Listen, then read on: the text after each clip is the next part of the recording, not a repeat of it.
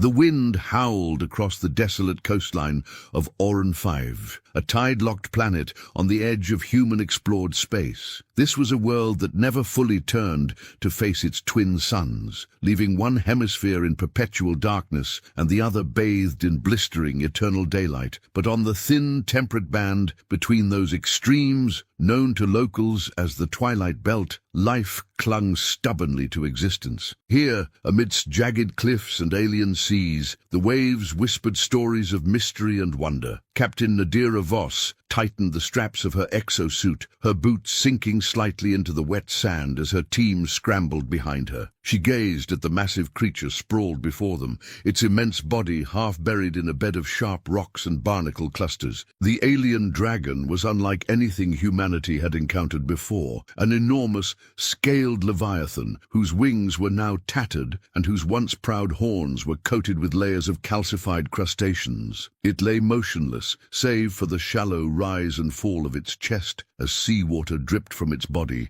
like slow tears. "Can someone explain to me how the hell it got like this?" Nadira muttered into her comms. "We're still piecing that together, Captain," replied Luca, her biologist. His voice carried the clipped frustration of someone who had too many questions and not enough answers. "But initial scans suggest it's been stuck here for decades, maybe longer. The barnacle growth is extensive." "Decades?" Nadira echoed, incredulous. She glanced at the dragon's eye, half-lidded, glowing faintly orange, and fixed somewhere between resignation and exhaustion. "How did it survive this long?" "Hard to say," Luca admitted. "Maybe it's in some kind of hibernation, or maybe it's tougher than it looks." "Tougher?" Nadira snorted. "It's the size of a cargo freighter, Luca. I think tough is an understatement." Behind her, the rescue team worked quickly, setting up portable stabilization equipment and monitoring the dragon's vital signs. Technicians in lightweight mech suits maneuvered crates of gear across the uneven terrain, their boots crunching on alien shells as they moved.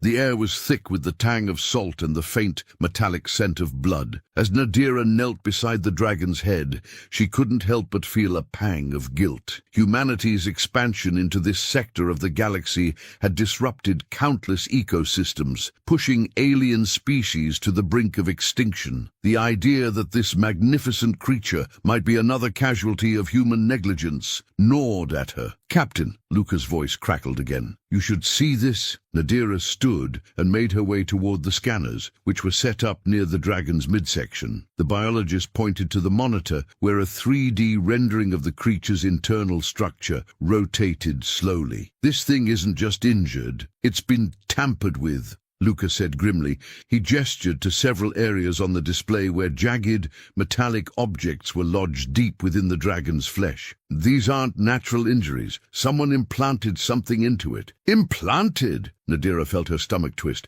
"What kind of something?" "Hard to say without digging them out, but they look like old tech, possibly pre-collapse artifacts." Luca's brow furrowed. "Whoever did this might have been experimenting on it." Nadira clenched her fists. The pre-collapse era, a time when humanity's greed and recklessness had nearly destroyed itself, was infamous for its bioengineering atrocities. If this dragon was a victim of that era, it might explain why it had been stranded here for so long. "Captain!" another voice called out, breaking her thoughts. It was Darius, the team's chief engineer. He waved her over to the dragon's wing, where a jagged tear revealed a glimpse of something metallic embedded in the bone. "This is no barnacle," Darius said, tapping the object with a scanning tool. The device beeped, its screen displaying a cascade of data. "It's a neural regulator, or what's left of one. A neural regulator for controlling the dragon." Nadira's voice was sharp. "Looks that way," Darius confirmed. "It's fried now, but it was probably functional at some point. Whoever put it here was trying to domesticate this thing." The implications hit Nadira like a wave. Domestication meant use, warfare, labor, or worse. She glanced back at the dragon's massive form, its body a patchwork of scars, barnacles, and invasive machinery. What had this creature endured, and why? "Can we remove it?" she asked. "Not easily," Darius admitted. "The regulators fused with its nervous system. We'd need precision tools and a lot of time to extract it without killing the dragon." Nadira's comms buzzed again. "Captain," said Kieran, her navigator, "we've got incoming weather. A storm front's forming offshore, and it's moving fast. We need to wrap this up." "Of course we do," Nadira muttered. She turned back to her team. "All right, here's the plan. We stabilize the Dragon as best we can and get it ready for transport. We'll finish the extractions aboard the Calypso." Darius raised an eyebrow. "Transport? Captain, this thing's the size of a city block. How are we supposed to move it?" Nadira smirked, though the expression didn't quite reach her eyes. "That's why we have the Calypso. If we can tow asteroids through space, we can tow a dragon." Hours later, the storm was in full fury. Sheets of rain lashed the coastline, and the rescue team's equipment groaned against the relentless wind. The dragon, though still weak, had stirred slightly during the preparations. Its massive tail shifted once, sending a cascade of rocks tumbling into the surf. "Is it watching us?" one of the technicians murmured. The dragon's glowing eyes seemed to follow their every move, a flicker of intelligence sparking within its depths. "Don't anthropomorphize," Luca said, though his own voice was tinged with unease. "It's probably just reacting to stimuli. Or it knows we're trying to help," Nadira countered. She stood near the dragon's head, her hand resting lightly on its snout. The scales beneath her palm were cold and rough, like weathered stone. "Or it knows we're the same species that did this to it," Luca added darkly. Nadira didn't reply. Instead, she turned her attention to the sky, where the Calypso loomed overhead. The ship's massive crane extended downward, its magnetic clamps glowing faintly as they latched onto the harnesses her team had painstakingly secured around the dragon's torso. "This is going to be messy," Darius warned as he monitored the crane's controls. "We're basically dragging a living creature through the upper atmosphere. If the harness slips, it won't," Nadira said firmly. "Just get it aboard." The crane hummed to life, and the dragon's massive body began to lift. The creature let out a low, guttural sound, somewhere between a growl and a groan, as it was hoisted into the air. Nadira's heart pounded as she watched the operation unfold.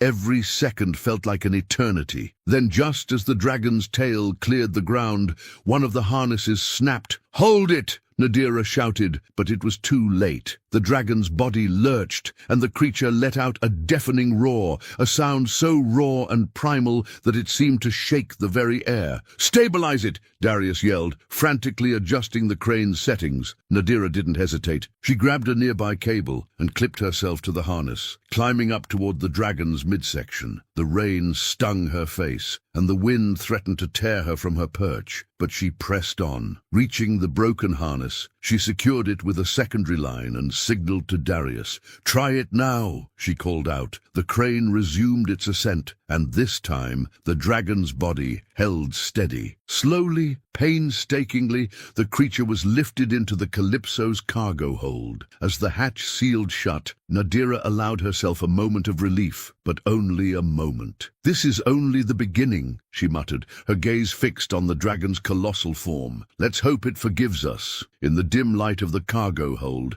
the dragon's eye flickered once more, and for a brief, haunting moment, Nadira could have sworn it was looking directly at her. The Calypso hummed with life as its engines fired in rhythm, breaking free from the turbulent atmosphere of Oran 5. Nadira leaned against the cold metal wall of the observation deck, her exosuit still damp from the storm below. She stared through the reinforced glass at the massive creature now secured in the ship's cargo hold. The dragon lay motionless, its colossal form illuminated by the soft glow of containment lights. The barnacles clinging to its scales caught the light like tiny beacons of despair. "So," Luca said, breaking the silence as he slid into the seat beside her, "do we talk about the fact that we just kidnapped a dragon, or are we collectively pretending this is a normal Tuesday?" Nadira didn't respond right away. Her fingers drummed against the metal railing, her mind racing with the implications of what they'd done. "Not kidnapped," she said finally. "Rescued." Luca raised an eyebrow. "Sure, rescued it with nets, sedatives, and a crane. Real knight in shining armor vibes. You saw what was done to it,"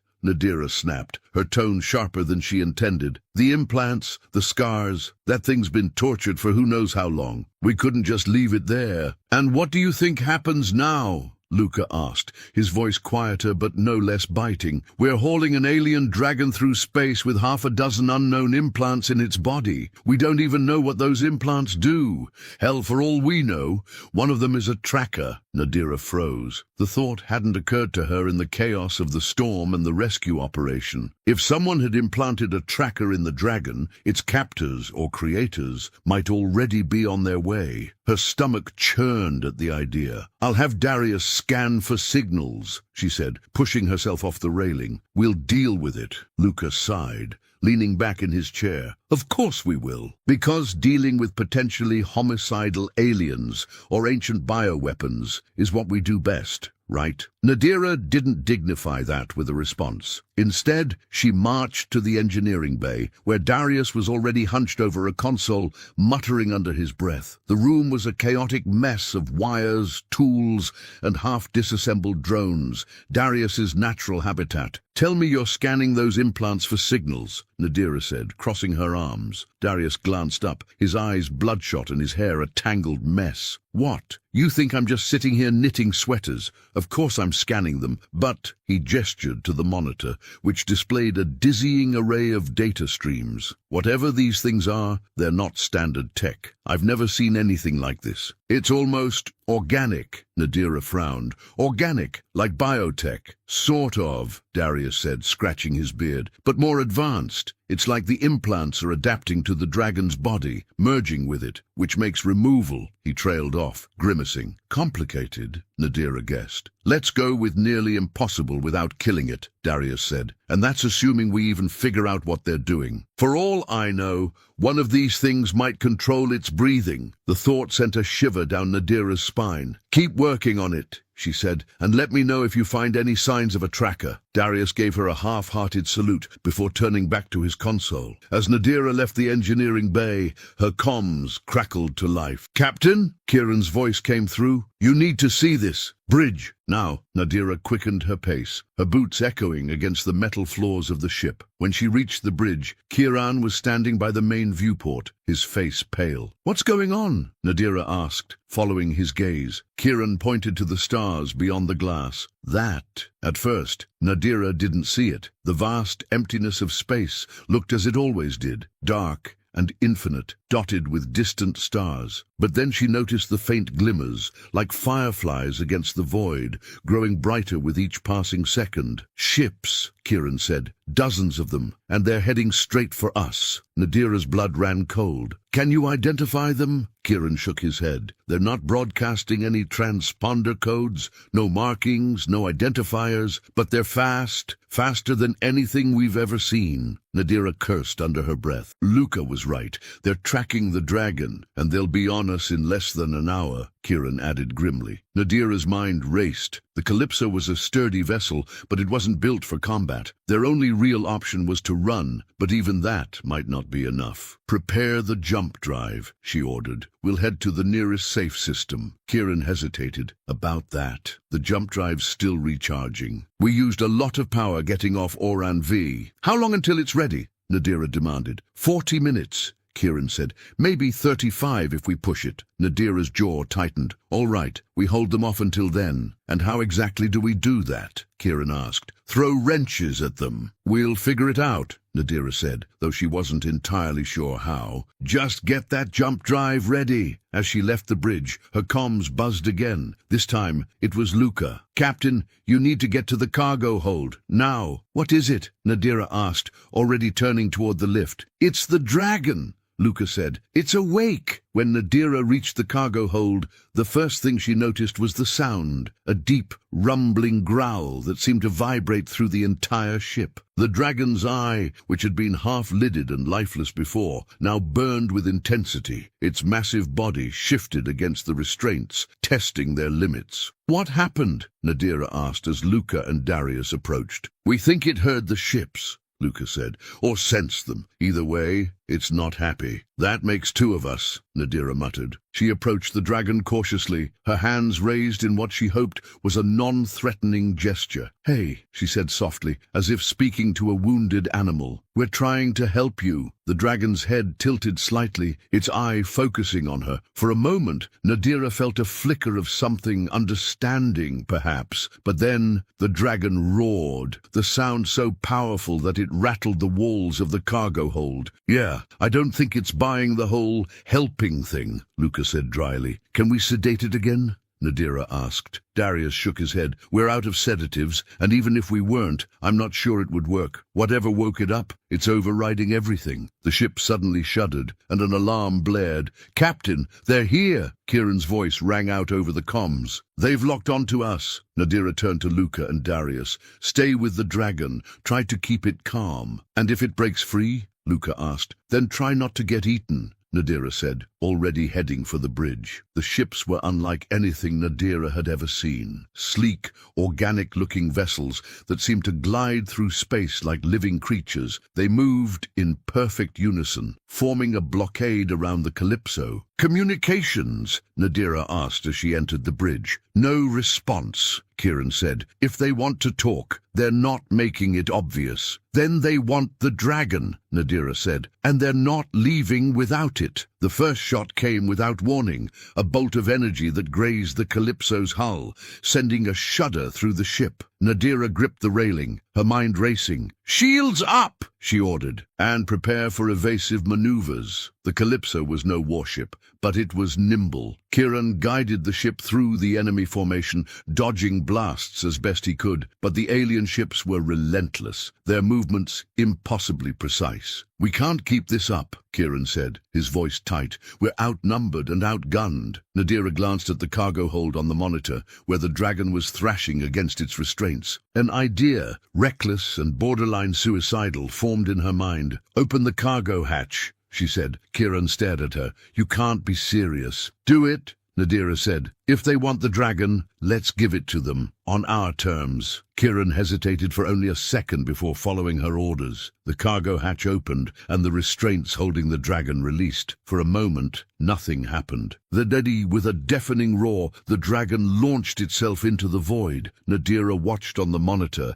as the alien ships broke formation, scattering in panic as the dragon tore through their ranks. Its massive wings spread wide, and its tail whipped through the void like a living weapon. "Captain," Kieran said, his voice filled with awe. "It's fighting them, and it's winning," Nadira said, a mix of relief and disbelief washing over her. The dragon turned its glowing eyes toward the Calypso for one brief, heart-stopping moment before vanishing into the darkness, taking the alien ships with it. For the first time in what felt like hours, the bridge was silent. "What just happened?" Luca asked over the comms. "I think we made a very dangerous friend," Nadira said. The jump drive pinged, ready for use. "Set a course," Nadira said, "anywhere but here." As the Calypso prepared to jump, Nadira couldn't shake the feeling that this was far from over. The dragon was gone, for now, but whatever had been done to it, whoever had created it, was still out there, and they wouldn't stop until they got it back. The Calypso sliced through the fabric of space, its engines humming in a subdued rhythm. The jump had gone smoother than expected, considering the chaos they'd just escaped. The crew was silent, exhausted,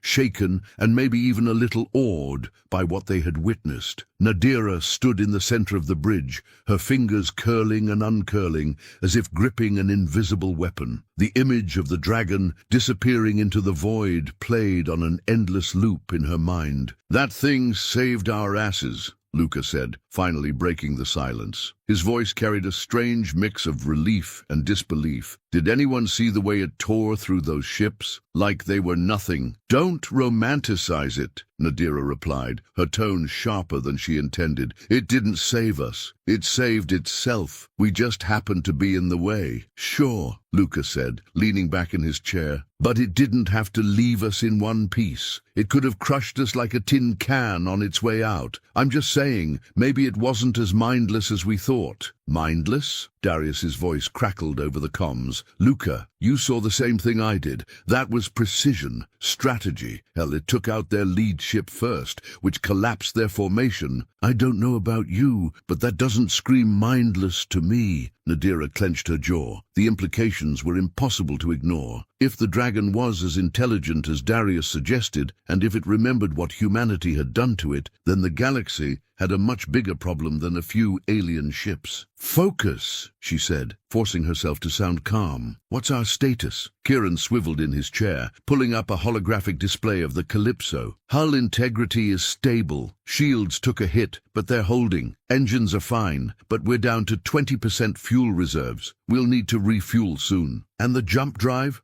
Nadira asked. Recharging, Kieran said. It'll be ready in about 6 hours. Nadira nodded. Good. Find us a safe harbor, somewhere out of the way. On it, Kieran replied, his fingers dancing over the controls. The bridge fell silent again, but it wasn't the calm, reflective silence of relief. It was the kind of silence that pressed on the chest, heavy with unspoken fears. Nadira knew what they were thinking, because she was thinking it too. What happens if the dragon comes back? Hours passed. The Calypso drifted through the emptiness of space, its crew scattered throughout the ship. Luca was in the mess hall, nursing a cup of something hot and bitter. Darius had retreated to engineering, muttering to himself about adaptive neural networks and bio-cybernetic feedback loops. Kieran was still on the bridge, his eyes glued to the scanners as if expecting the dragon or its pursuers to appear at any moment. Nadira, meanwhile, was in her quarters, staring at the artifact on her desk. It was a shard of metal, jagged and blackened, no larger than her hand. They'd found it embedded in the dragon's wing during the initial scans, and she'd pocketed it without telling the others. Something about it had felt off. Now, as she turned it over in her hands, she could see why. The shard wasn't just a piece of machinery. It was covered in intricate patterns, etched lines that looked almost like writing,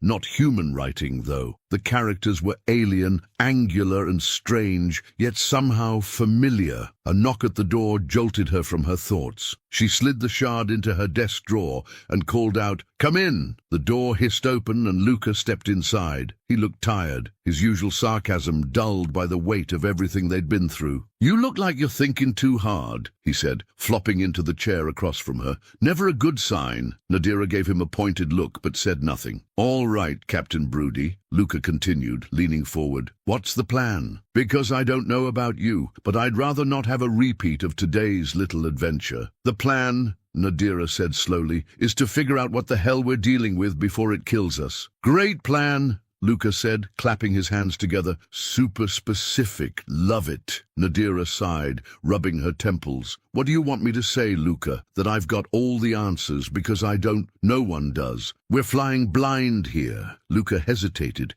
his usual smirk replaced by something more serious. "You're not blind," he said quietly. "You're scared." Nadira froze. The words hit harder than she expected. Was it that obvious? She'd always prided herself on staying calm under pressure, on being the steady hand that guided her crew through chaos. But now, with a dragon, alien pursuers, and a dozen unanswered questions hanging over her head, she felt like she was standing on the edge of a cliff with no idea how far the drop was. "I'm not scared," she said, though even she didn't believe it. "I'm concerned." Luca raised an eyebrow. "Sure, and I'm a damn diplomat." Nadira opened her mouth to argue, but before she could, the comms crackled to life. "Captain," Kieran's voice came through, tight with urgency, "we've got a problem." When Nadira and Luca reached the bridge, they found Kieran staring at the main display, his face pale. "What is it?" Nadira asked. Kieran pointed to the screen, where a faint signal pulsed against the backdrop of stars. "It's the dragon," he said. "It's back." Nadira's stomach dropped. "What do you mean? It's back? Where?" "About 50 clicks off our starboard side," Kieran said. "It's moving slow, like it's following us." "Following us?" Luca repeated, his voice tinged with disbelief. "Why would it? Oh, no!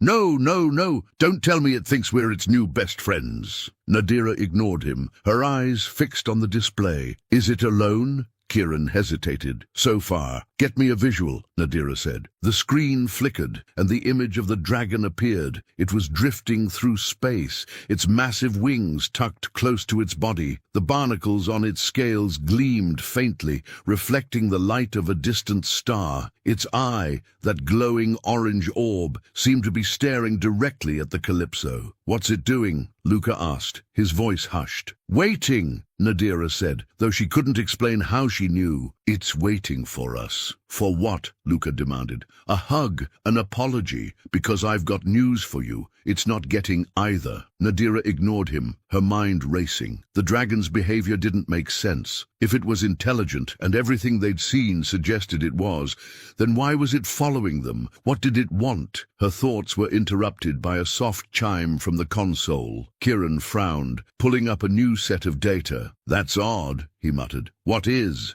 Nadira asked. "The dragon's neural patterns," Kieran said. "They're fluctuating. It's almost like it's trying to communicate." "Communicate?" Luca repeated. "With who?" Kieran didn't answer. Instead, he adjusted the settings on the console, isolating the signal. The patterns shifted, forming a strange, rhythmic sequence. "It's a code," Kieran said, his eyes widening. "Captain, it's sending us a message." Nadira stared at the screen, her heart pounding. The dragon's eye glowed brighter, as if urging them to understand. "What does it say?" Luca asked. Kieran hesitated. "It's coordinates. It wants us to go somewhere." "And what happens if we don't?" Luca asked. The dragon let out a low, rumbling sound that reverberated through the Calypso's hull, as if answering the question itself. Nadira took a deep breath, her mind racing. They were out of options, out of fuel, and out of time. Whatever the dragon wanted, it wasn't giving them a choice. "Set a course," she said finally. "Let's see where this takes us." As the Calypso turned toward the unknown, Nadira couldn't shake the feeling that they were stepping into something far bigger than themselves, something ancient, something dangerous, and perhaps something they were never meant to find. The Calypso glided through the cold void of space, every creak of its hull a reminder of how far it had been pushed. The coordinates transmitted by the dragon had led them to the outskirts of an uncharted star system. Here, a massive ringed planet dominated the view, its surface obscured by turbulent storms. Suspended within the rings was a structure so vast that it defied immediate comprehension, a lattice of interlocking platforms, shimmering faintly in the starlight. "What is that?" Luca whispered, leaning forward over the bridge's console. "A station," Kieran replied, his voice subdued with awe, or something pretending to be one. "Scans are inconclusive." The dragon, visible on the monitors, drifted ahead of the Calypso, its immense wings unfurled. It flew with purpose, as though the structure were a destination it had sought for eons. The faint glow from its implants pulsed in rhythm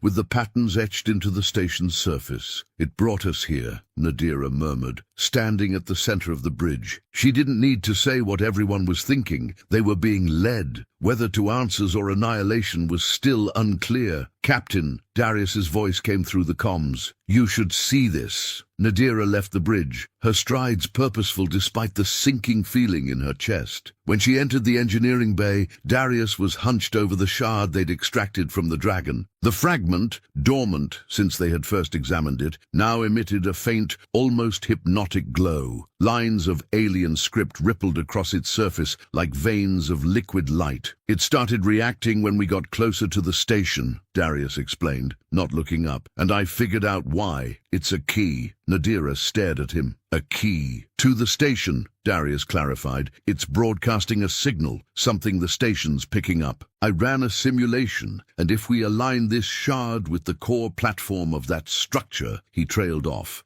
letting the implication hang in the air. "You think the dragon knows that?" Nadira asked. Darius shrugged. "Either it knows, or it's acting on some deep biological programming. Either way, it wants us to do the same thing. And if we don't, then I guess we drift out here until one of those alien ships catches up with us," Darius said flatly. "Your call, Captain." Minutes later, the Calypso docked with the station's outer ring. The docking clamps groaned as they latched onto the alien structure, a sound that sent shivers through the crew. Nadira, Luca, Darius, and Kieran assembled at the airlock, fully suited and armed, though no one one was naive enough to think their weapons would be of much use. "You know," Lucas said as the airlock cycled, "I've seen some bad ideas in my time, but walking into a giant alien station at the behest of a biomechanical dragon, this might top the list." "Noted," Nadira replied dryly. "Feel free to write it in your memoirs if we survive." The airlock opened, revealing a cavernous corridor that stretched into the darkness. The walls were alive with flowing patterns of light, their movements eerily similar to the lines on the shard. As they stepped inside, the station seemed to react to their presence.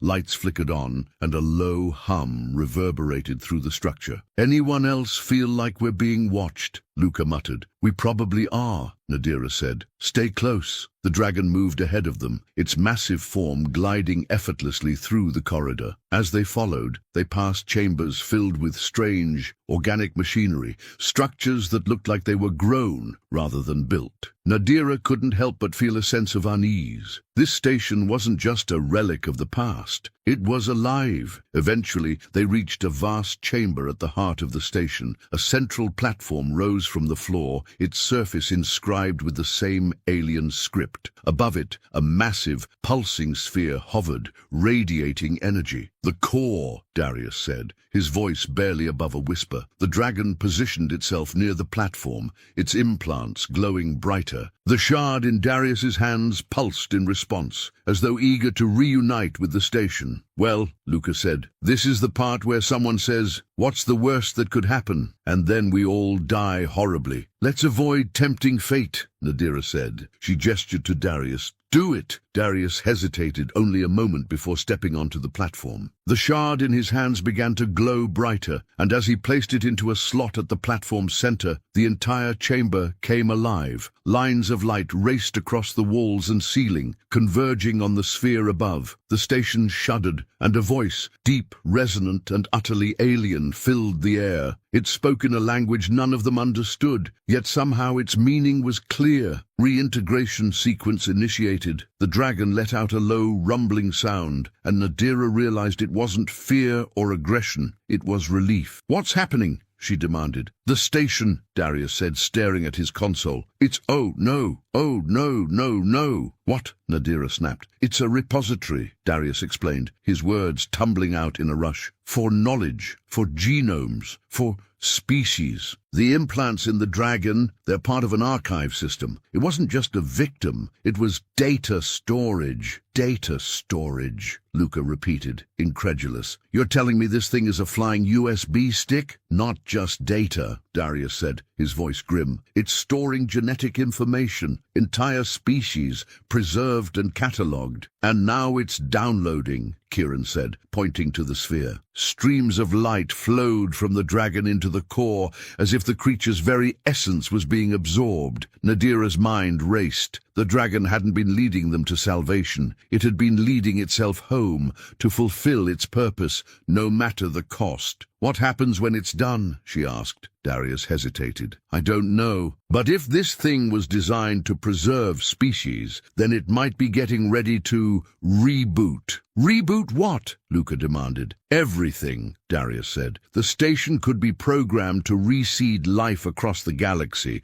or wipe out existing ecosystems to make room." The chamber shook violently, and the dragon let out a deafening roar. Its body began to disintegrate, streams of light pouring into the core. "We have to stop it," Nadira shouted. "How?" Darius yelled back. "We don't even know how it works." Nadira's gaze fell on the shard, still embedded in the platform. An idea, reckless, desperate, and maybe their only chance, formed in her mind. "Pull the shard!" she ordered. "What?" Darius stared at her. "If I do that, do it!" Nadira shouted. Darius didn't argue. He lunged for the shard, yanking it free. The lights in the chamber flickered wildly, and the sphere above began to collapse in on itself. The dragon's roar turned into a mournful cry as its body dissolved completely, leaving only the faint echo of its presence. The chamber fell silent, the station's hum fading to nothing. For a moment, no one moved. Then Luca broke the silence. "Well," he said, his voice shaking slightly, "I think it's safe to say we're not getting invited back." Nadira ignored him, her eyes fixed on the shard in Darius's hands. Its glow had dimmed, but the patterns on its surface remained. It was a reminder, a fragment of something vast and ancient,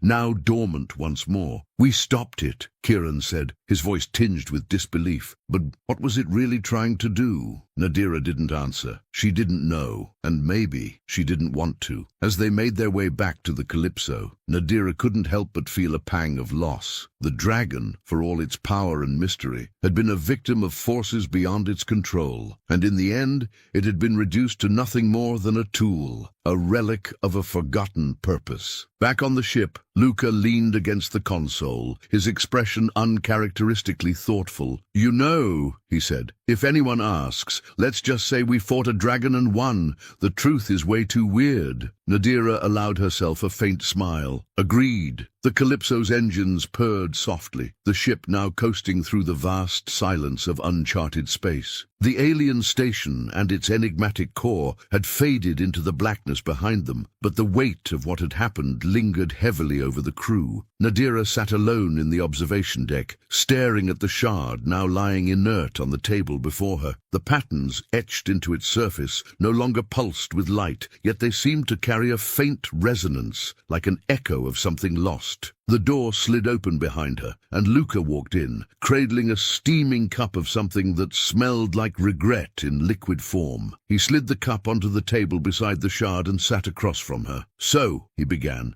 gesturing toward the shard, "what now? Do we frame it and put it in the mess hall as a conversation piece? This is the thing that almost got us vaporized." "Fun story, right?" Nadira's lips twitched, but the smile didn't quite reach her eyes. "I've been thinking," she said quietly, her fingers brushing over the shard's surface, "about the dragon, about the station, about what we just did." Luca leaned back, crossing his arms. "If this is the part where you have an existential crisis, can we schedule it for later? Because I'd like to get a solid 8 hours of pretending none of this ever happened. I'm serious, Luca." Her tone silenced his usual snark. "We stopped the station, but we didn't destroy it, and we didn't destroy whatever it was trying to do." Luca frowned, leaning forward. "You're not saying you regret pulling the shard, are you? Because unless you wanted to witness the galaxy's most ambitious planetary reset, I think we made the right call." "Did we?" Nadira asked. "That station, it wasn't just a weapon. It was a repository, a vault. It held the history of an entire species, maybe more, and now it's gone, just like the dragon." Luca let out a long sigh, his gaze dropping to the shard.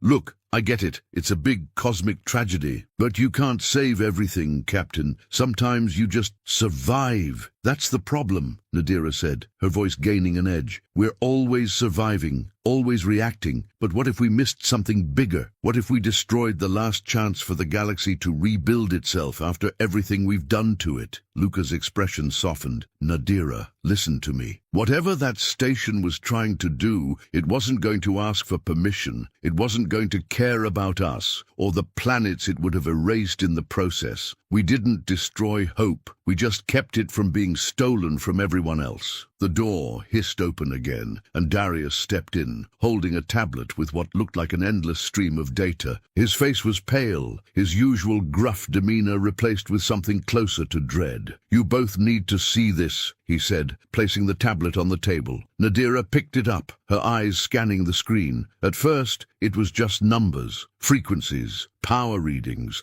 spatial distortions, but then the implications hit her like a freight train. "The station's not dormant," she said, her voice barely above a whisper. "It's rebooting," Darius confirmed. "Slower than before, but it's still drawing energy from the core. That shard we pulled, it didn't shut it down, it just delayed it." Luca groaned, running a hand down his face. "So what? It's a ticking time bomb now." "Worse," Darius said grimly. "The station's adapting. It's rerouting its systems, bypassing whatever failsafe the shard was connected to. When it comes back online, it's going to be even harder to stop." Nadira's grip tightened on the tablet. She felt a surge of anger, not at Darius, or even the station, but at the cruel, unrelenting universe that seemed determined to keep throwing them into impossible situations. But beneath the anger was something else: determination, purpose. "We can't let that happen," she said, standing up. "If the station reactivates, it could restart the sequence and finish what it started. We need to destroy it,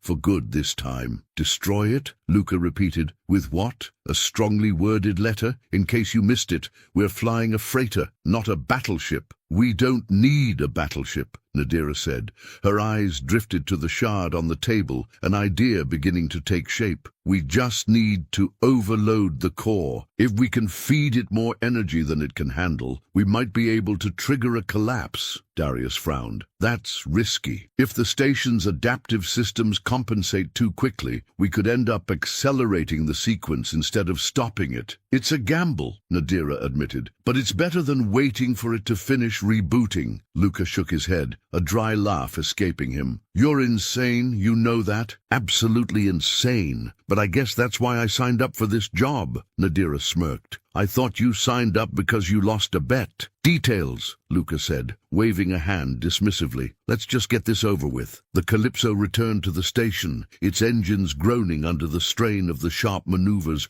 required to dock once more. This time, the station was different. The lights coursing through its walls were brighter, faster, more chaotic. The hum that had once been low and steady was now an erratic pulse, like the heartbeat of a dying giant. "Whatever we're going to do," Kieran said over the comms, "we need to do it fast. The station's energy output is spiking." Nadira and her team moved quickly, hauling portable reactors and power conduits into the station's core chamber. The plan was simple in theory, but terrifying in execution. Connect the reactors directly to the core and flood it with more energy than it could process. If everything went according to plan, the resulting overload would destroy the station and everything in it. As they worked, the dragon's absence hung heavy in the air. Nadira couldn't shake the feeling that the creature, despite its unknowable nature, had been the key to understanding the station's purpose. Without it, they were operating on instinct and desperation. "Reactors are ready," Darius said, his voice tense. "Once we activate them, we'll have about 5 minutes to get out before this place goes critical." "Understood," Nadira said. She glanced at Luca, who gave her a wry smile. "Last one back to the ship buys the drinks," he said. "You're on," Nadira replied.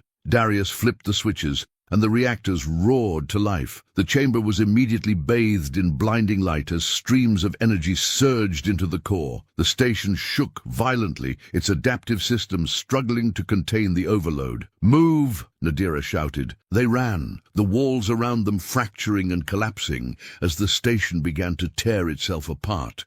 By the time they reached the airlock, the Calypso was already preparing for emergency takeoff. The ship launched just as the station erupted in a brilliant cascade of light and debris. The shock waves slammed into the Calypso, sending it tumbling through space. Kidran fought the controls, managing to stabilize the ship just as the last remnants of the station disappeared into the void. In the silence that followed, Nadira sank into her chair on the bridge, her chest heaving with exhaustion. Luca dropped into the seat beside her, his hair a mess and his usual smirk firmly in place. "Well," he said, "that was the dumbest, most dangerous thing we've ever done." "And," Nadira prompted. "And it was awesome," Luca admitted. "But next time, can we pick a mission that doesn't involve ancient death machines and angry space dragons?" Nadira let out a tired laugh. "No promises." As the Calypso set course for safer space, Nadira glanced at the shard one last time. It was inert now, its purpose fulfilled. She placed it in a storage compartment, sealing it away as a reminder of what they had faced and what they had survived. For the first time in a long while, Nadira felt a strange sense of peace. The dragon, the station, the chaos, it was over. And for now, that was enough.